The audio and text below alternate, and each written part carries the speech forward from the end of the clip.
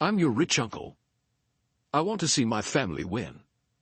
Follow my advice, and you'll be the rich uncle in your family.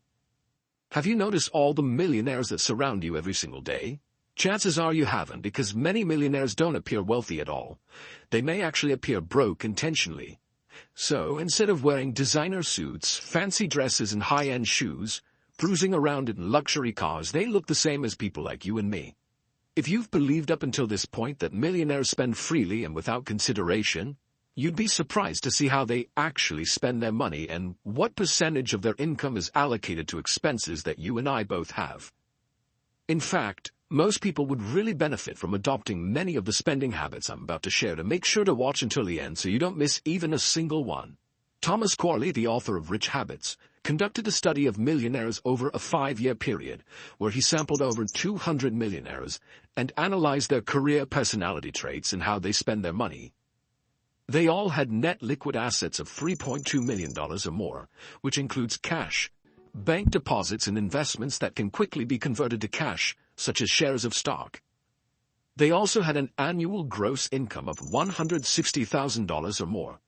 Through his research, Corley found that there are generally 4 very different types of millionaires. The first is the big company climber. Someone who works for a large company and devotes all of their time and energy in advancing their corporate career until they find themselves in an executive position with a very high salary. Next, there's the virtuoso.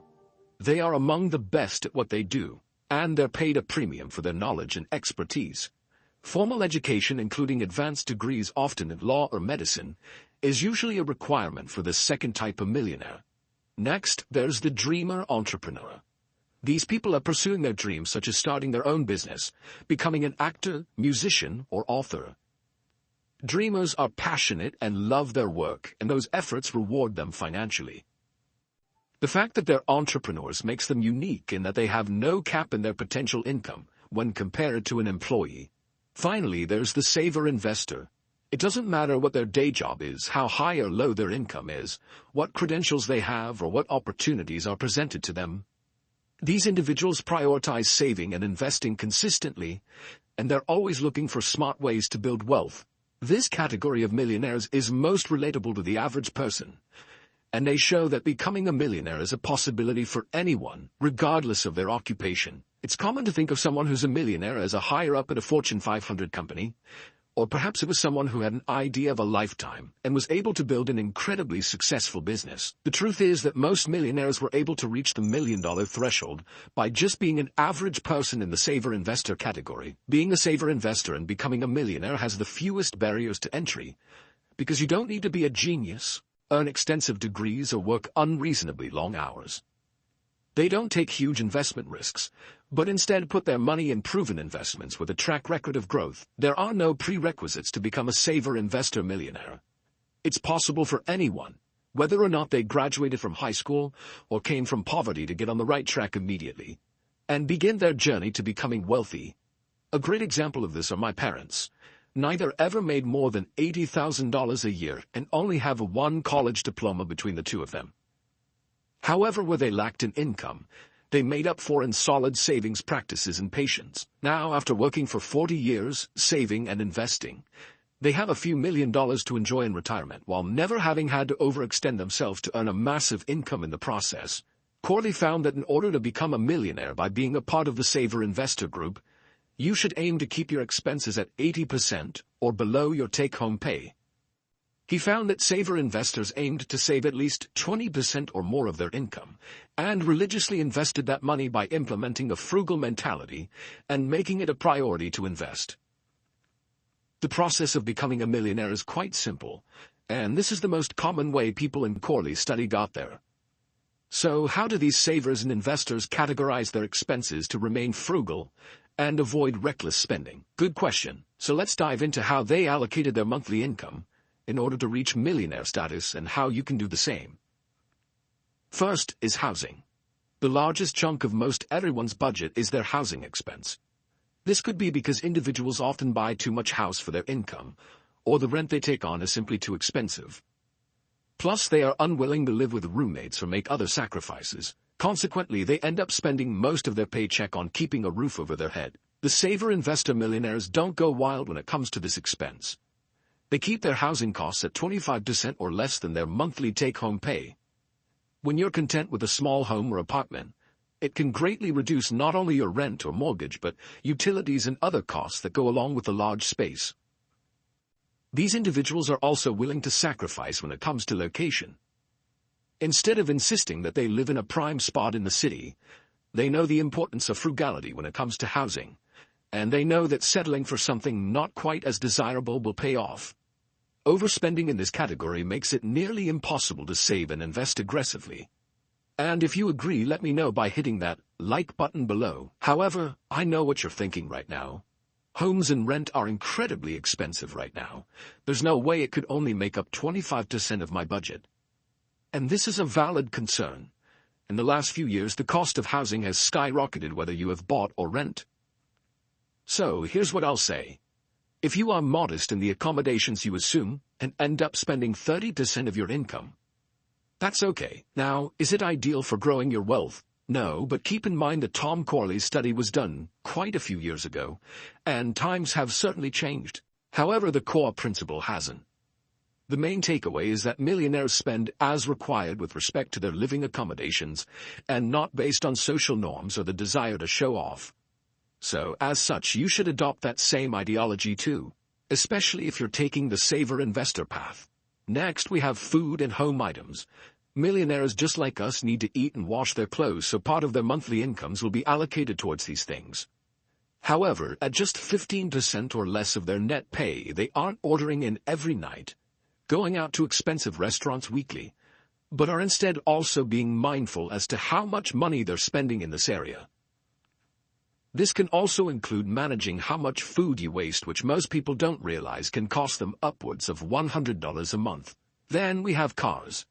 Millionaires in Tom Corley's study spent just 5% or less of their net pay on transportation. Now, this might shock you, as transportation is the second largest expense for the average family, coming in just behind housing. However, the saver-investor millionaires studied spend less than 5% of their take-home pay on transportation.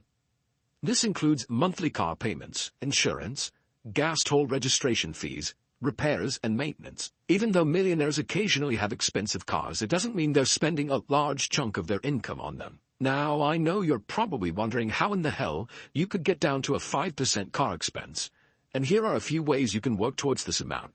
First, you need to ditch your car payment. Saving up money to buy a new or used car eliminates a major cash expenditure every month. Second, take the bus where you can, such as when you commute to work. Finally, be a responsible driver. The better you treat your car, the less repairs it will need, and if you can keep your car for 10 or more years, you'll definitely be speeding up your path to wealth. Next, there's clothing. We all like to look good, but millionaires in Corley's study did not break the bank to do so. They spent just 5% or less of their after-tax income when it comes to their wardrobe. Despite what the media will have you believe, millionaires don't spend wildly on designer brands and jewelry. It's quite the opposite, actually. While there's certainly extremely wealthy individuals who buy luxury brands and have extensive clothing collections, most millionaires wear generic clothing brands. This is one of the reasons why they blend so well into the overall population. And they do so because, as you know, it's better to be rich, not just look rich. Moving on, we have vacations. We all love time away from work. And what the millionaires in the study found was that enjoying these precious moments of life doesn't have to break the bank. Millionaires spent 5% or less of their after-tax income on vacation, and this is quite a stark difference from their middle-class counterparts. It's extremely common for a middle-class family to spend a relative fortune on an annual family vacation, whether it's a trip to Disney during school break or a tropical cruise. These are extremely expensive for the average household. For instance, it's not uncommon for family trips to Disney World to cost $10,000 or more for a family of 4, and if your household income is just $100,000, that's 10% that's gone in a flash. Saver-investor millionaires, which is likely the type of millionaire you'll become, spend reasonable amounts of their net pay on vacations. They don't deprive themselves of travel and leisure, but they take modest, inexpensive vacations that don't cost so much that they have no money left over for future travel and other everyday expenses.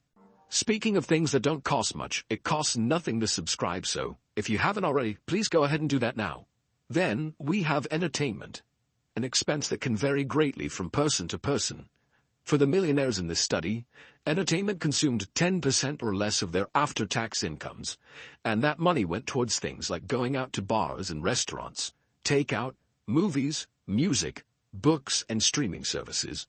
These expenses are part of a balanced lifestyle but should be enjoyed in moderation, as adding 1 or 2 extra nights out a month can dramatically impact how much you can save and invest. Now, at the start of the video I told you that those who become saver investor millionaires tend to save at least 20% of their incomes. And given that this is the path you're probably going to take yourself, let's go over how you can do the same. Let's say you earn a modest income of $50,000 per year. Saving 20% of your take-home pay would end up being around $750 per month. By using strategies to reduce typically larger expenses and working on increasing your income at the same time, getting to a 20% savings rate is definitely doable. So, for starters, you will want to look at how much you're spending on costs like housing and transportation. Simply downsizing your accommodations can easily save you hundreds of dollars a month in rent or on mortgage payments. Alternatively, if you don't want to move, which is totally understandable, you can find ways to use your space to make you money. For instance, as a homeowner, you can rent out extra space in your house. As a tenant, you can offer to contribute to improvements such as doing repairs if you have the skills to do so, or maintaining the property by mowing the lawn and shoveling snow. These small acts can often be used to negotiate lower rent payments and help you achieve the 20% savings rate you desire. Alternatively, you can get serious about modifying your car expenses. The average person spends $1,000 a month on transportation alone, which is a lot of money if you're only earning a modest income. It may make sense to swap out some driving for taking the bus, as most bus passes only cost around $100 a month. Then, when some of these larger expenses are taken care of, assess how far away you are from saving 20% of your income. You may only need to find another $100 worth of savings which you can steal from your entertainment budget or access through working overtime at your job. I know saving 20% of your income isn't easy, but as you know, nothing good comes without sacrifice. All right, my future millionaires. That's a wrap for today. If you got some value from this, don't just sit on it. Hit that like button. Share this with someone who needs to hear it. And of course, subscribe to the channel so you never miss out on more money-making secrets. Turn on those notifications because wealth waits for no one. Stay smart. Stay hungry. And I'll see you in the next one. Let's get rich.